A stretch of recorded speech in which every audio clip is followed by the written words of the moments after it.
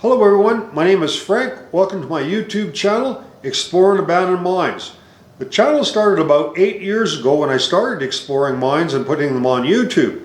Since then, we've been in hundreds of mines all over the United States, Mexico, and Canada. People were very excited to see mines that had been abandoned for 100 years or even more.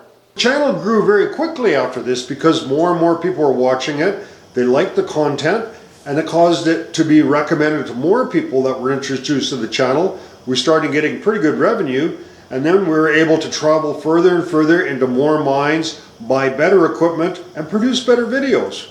Going further and further down into the mines, we soon realized that we had to get ropes to continue on.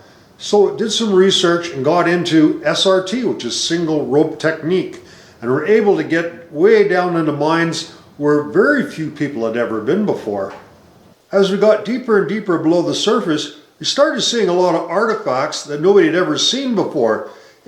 I thought to myself, what a waste that all this history is being lost and these artifacts are being destroyed.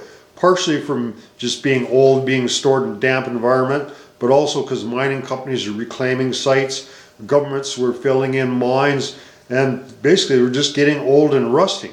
So I started bringing them home, and I opened up a museum. In 2019, I met my partner Sharon. She quickly became my wingman on our mine exploring adventures. In 2021, the opportunity came up for us to buy 27 acres on Hardy Mountain, right over top of the historic Yankee Boy gold mine. It had always been a dream of mine to have my own mine. The museum was pretty cool and people enjoyed it, but I thought, wouldn't it be neat if you could take people underground and show them all the artifacts and the equipment when it was running? So we had to do a lot of work on the surface. So we had to buy a hoe, a cat, and a sawmill so we could build all the roads, the parking lot, the access, and replace all the timbering inside the mine. There was lots of big trees in the area, so we were able to cut up all our own wood and build a brand new museum right beside the adit. The mine was abandoned in 1942. There were many collapsed sections, and we enjoyed making videos about all our progress exploring the mine and seeing places that nobody had seen for decades.